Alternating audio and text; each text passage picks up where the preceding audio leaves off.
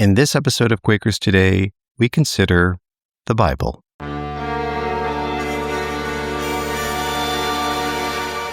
Hi, I'm Peterson Toscano, and this is Quakers Today, a podcast from Friends Publishing Corporation. As a Quaker, who's also a Bible scholar, I'm often asked how Quakers view the Hebrew and Christian scriptures. This episode won't answer all your questions, but it will provide a jumping-off point. I'll also share resources to help you explore more. One of my guests today is the host of the popular YouTube channel Quake It Up.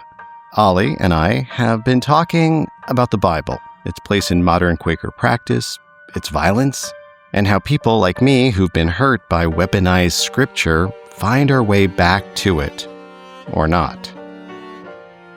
But first, you'll hear my conversation with a Jesuit priest, Father James Martin, the editor-at-large for America, a national Catholic magazine. He's written and edited over 15 books, including Come Forth, The Raising of Lazarus, the promise of Jesus' greatest miracle. Alone and with pilgrim groups, Father James has visited what is believed to be the tomb of Lazarus, located in Palestinian territory. I have long been fascinated with this Lazarus story, so I was thrilled to have this conversation. Bethany, which is outside of Jerusalem, now called Al-Azariah, very beautifully, the place of Lazarus, which still retained in the Arabic, the place of Lazarus, is a place that you can visit. And so I wanted to show the reader who might not be able to go there, what is it like to go into the tomb? What is it like to see the area around it? When I first visited Israel on a pilgrimage to the Holy Land to do research for a book called Jesus, a Pilgrimage, I was talking to another Jesuit priest, and he said, well, where do you want to go? And I said, well, the Sea of Galilee, Church of the Holy Sepulchre, Gethsemane, all the places that people would want to see. And he said, what about Lazarus's tomb? I said, Lazarus's tomb? Well, you can visit that? And we're like, where even is that? He said it's outside Jerusalem, again, in this place called Al-Azariah, which I just find very beautiful, place of Lazarus. That's what it says on the bus, when you travel there. And so I went. Now, there weren't many people there, and I think one of the reasons is that it is in Palestinian territory. And so I think people had this idea that it is dangerous or hard to get to or inaccessible or whatever. And it is, it certainly does not have as many tourists or pilgrims as the other sites do. It's been venerated since the earliest days of the church, so people think this is the place. You go down this staircase, this stone staircase, and you're in this kind of cavity, this sort of stone cavity, where there are kind of niches in the wall. I have pictures in the book. And it's really powerful. And that was the place where I really sort of started to think, all right, what do I want to leave behind in the tomb? How can I hear God calling me to new life? For me, that was the connection between the story that happened 2,000 years ago and a story that's relevant to all of us today. When we started to do pilgrimages to the Holy Land through America Media, where I work, I thought, well, I definitely want to take them to Lazarus' tomb. But I thought, okay, we'll see how people respond to it. And people would come out in tears, because I think the sort of physical pilgrimage down into this tomb, it's a little bit dangerous and slippery, as I say in the book. And being alone in this kind of quiet, dark, literally sepulchral place, and then coming out into the light is really powerful. So I think a lot of sort of spiritual experiences are connected to kind of physical experiences too. So walking, pilgrimage, going to a place, and to kind of go down and then come up, to come forth, was really powerful for people. And so that's one of the things that convinced me to write the book, basically, was seeing how much effect it had on people. When we talk about Lazarus, we talk about freedom. But here's the thing. Freedom is disruptive. It upends what people expect. And that's something Jesus seemed to appreciate. Think about Mary and Martha. Yeah, so Martha and Mary are huge parts of the story. And for those who don't know the story, when they send word to Jesus that their brother Lazarus is ill, whom they call very touchingly, he whom you love, Jesus waits a few days. when Martha and Mary greet him outside of Bethany before he goes to the tomb, they both say to him word for word, "Lord, if you had been here, our brother would not have died." And it's very blunt. I mean, I think it sort of reminds us of the need for honesty with God in prayer. And, their characters just kind of come out. They are really strong characters. Even though they only have a few lines in the Gospels to speak, they're strong, vivid, and memorable characters. A lot of New Testament scholars say that when we know the names of people outside of the disciples, so Martha, Mary, and Lazarus, we can be sure that these were people known to the early church.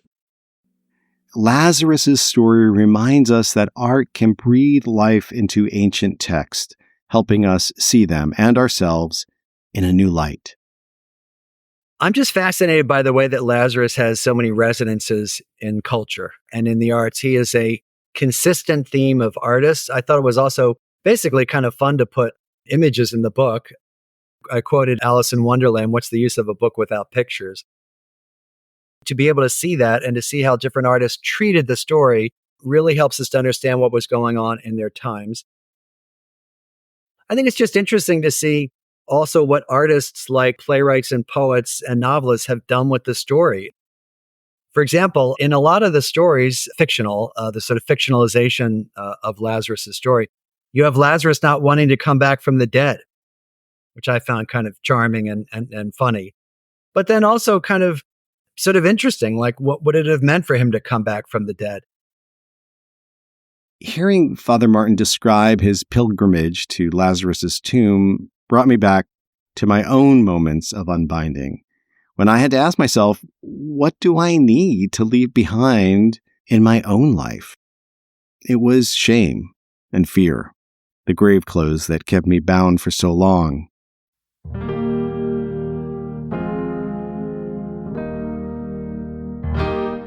Father Martin's reflection reminds us that resurrection starts with those small, brave steps of letting go.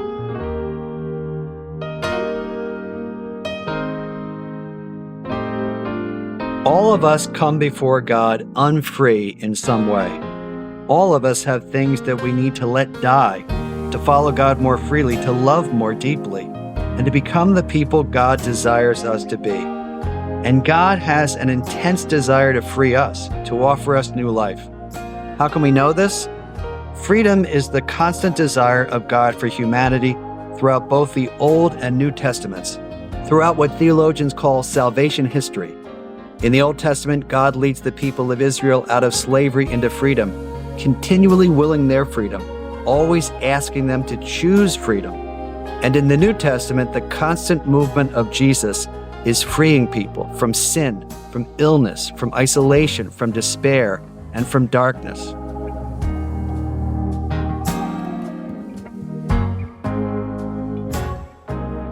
Freedom rings through Jesus' public ministry like a bell, and he excoriates those who oppose this opening freedom that leads to the flourishing of human beings. When Jesus heals a woman who has been physically bent over for 18 years, he doesn't say you are healed, but you are set free from your ailment. The word used in Greek is from the same Greek root that Jesus uses in his words to Lazarus. Lousate auton, be loosed, be untied, be freed.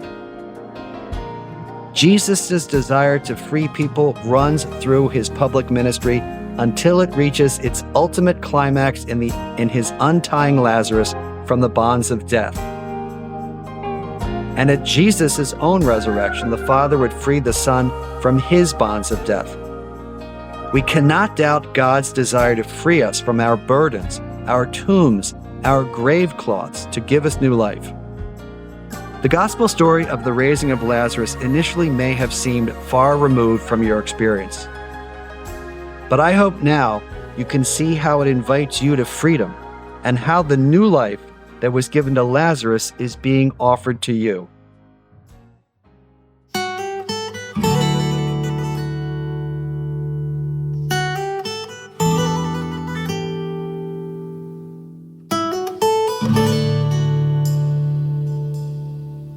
Coming up, Ollie, the creator of the YouTube channel Quake It Up, shares his thoughtful questions and concerns about the Bible.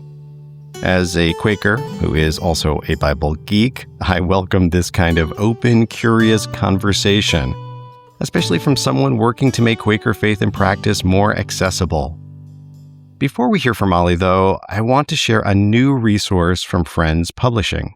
Starting this year, Friends Journal introduced a quarterly Bible study column. Each column invites friends to reflect on Bible passages that have inspired or challenged them. Not only can you read the Bible study column, you can contribute to it. We welcome your insights, your stories, and your questions. Visit friendsjournal.org/Bible-study to learn more and to submit your reflections. The website again, friendsjournal.org/Bible-study.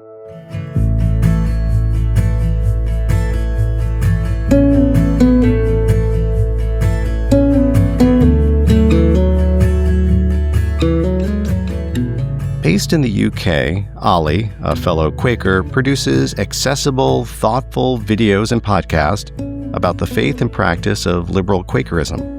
Ollie's channel introduces newcomers to the Religious Society of Friends. He also invites seasoned friends into deep conversation about theology, history, and spiritual practice. You will find a vibrant discussion in the comment section of each video. In our conversation, Ollie opened up about the limits of his biblical knowledge and the questions that led him to reach out to me. Together, we explore how Quakers grapple with difficult Bible passages, how the texts have been used to harm and to heal, and about spiritual authority no longer centered in Scripture. The reason why I wanted this conversation to happen was because I've been doing this series on Quakers and the Bible, which is good for me as well because I'm still learning. I wasn't raised reading the Bible or anything. I haven't studied it academically or anything, but I think I've got to a point where I've said all I feel able to say, and especially what we're looking to talk about today is the difficult things in the Bible and the idea of people who may feel excluded by the Bible and those difficult questions which I don't feel able to answer. Many people who feel alienated by institutional religion also feel distance from the Bible. Where do you suggest they might begin if they're seeking healing or affirmation in Scripture?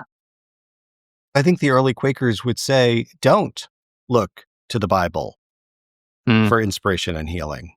That's an outward thing, right? We are looking to the light, to the seed, and to settle into that silent place and to listen. Now, that voice may come at times through a Bible passage. It could come through a friend. It could come through a bird that you're watching out your window. The Spirit moves in all kinds of ways, or however you want to refer to this wonder, this access that we have. That's one of the big problems when people go to the Bible looking for healing, looking for inspiration. You're not looking in the right direction. We need to look to the seed within us. That's a hard process. And that's why there aren't a lot of Quakers, because it takes a lot of work to do that. Yeah. That healing, it comes from being affirmed by the Spirit. And also it comes from healthy relationships, because so often when we need to be healed, it's because we've not had healthy relationships and we've been harmed. That's the other thing that Quakers can offer, is a place of loving fellowship, of care and compassion. And that's why I think it's important for Quakers to meet, not just for Sunday worship, but for meals and for time together. We need to gather together for lots of reasons, and healing happens through those relationships. I think the reason why that question came around is because I feel that a lot of people look to the Bible as a source of authority. And if it's true, it has to be in the Bible somewhere. So if Quakerism is true, then it's got to be in the Bible. People reach out for these worldly things in order to get a sense of spirituality. Quakerism ultimately rejects that notion that we can cling to these worldly things or these physical things. And actually, it's all about this inward meeting and transformation and so on. But I think this is such a hard lesson to learn. I think people can look to the Bible for that, and early friends were all about that. The difficulty, I think, for many people, especially if they've come from other Christian denominations, is to let go of the Bible in a way, not necessarily because it's worthless, but because that's no longer the focus. The focus is this inward teacher that we listen to in meetings. Would you agree? I do. And I think what's challenging is, a lot of early Kren's writings were in response to attacks. And so you have Barclay's apology, where he's not saying, I'm sorry. It's apologetics to basically defend the faith, defend Quakerism. And so he had to do it within this context that everyone was talking about the Bible. So he used the Bible often to defend it. Today, most people of faith are not challenging how we believe or worship. They're challenging our politics often. That, or how can you be Quaker and like some people are atheist and some people are Jewish? We have to even work with that within our own communities. The Bible is an incredibly privileged book in our society. We have laws that are still on the books and have historically been on books because of the Bible. The U.S. policy in Israel is based on portions of the book of Revelation and the Bible. You can't have foreign policy based on superstitions and fears.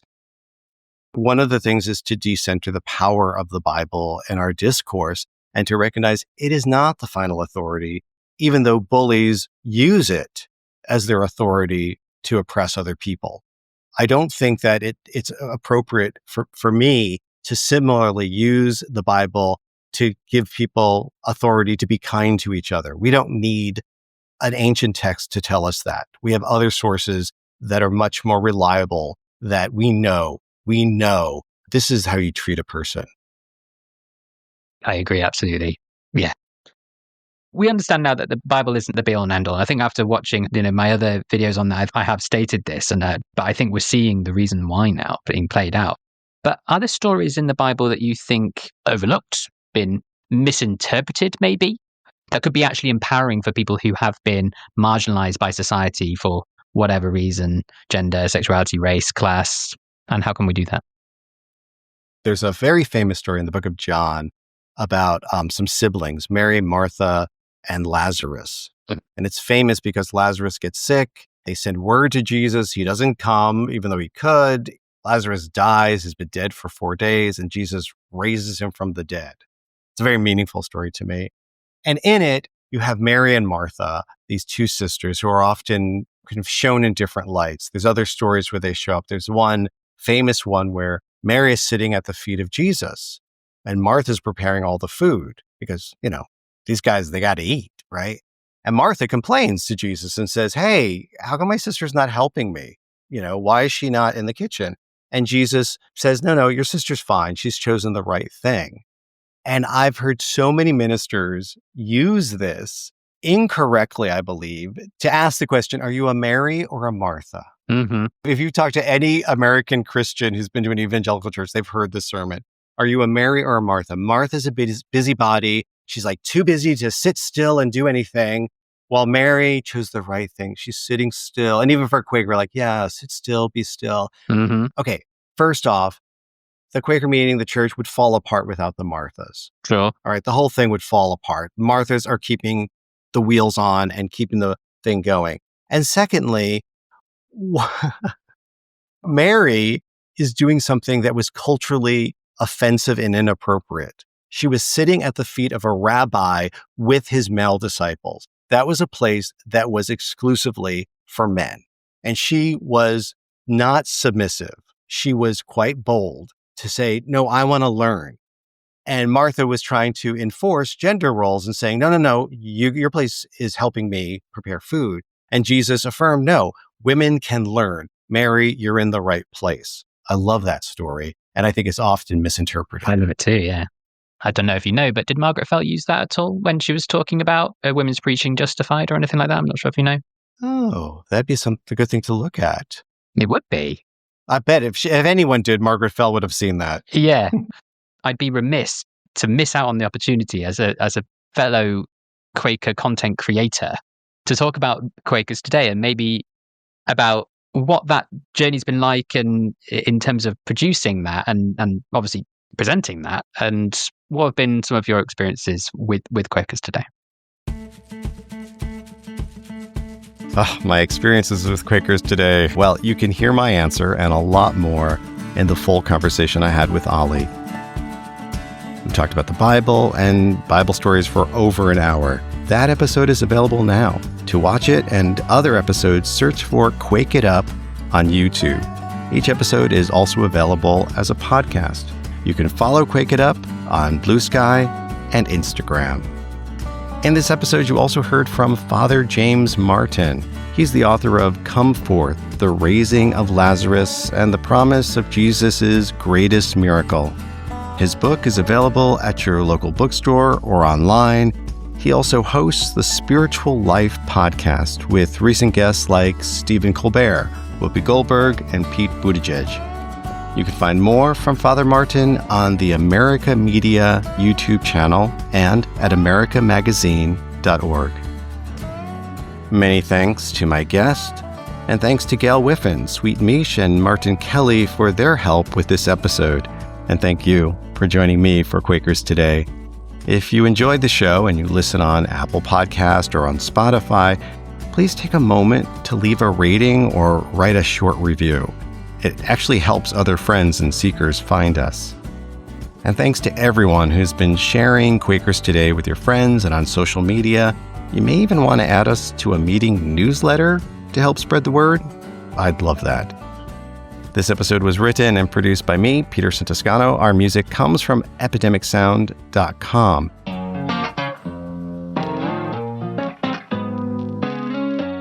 Season 5 of Quakers Today premieres Tuesday, September 16th, 2025.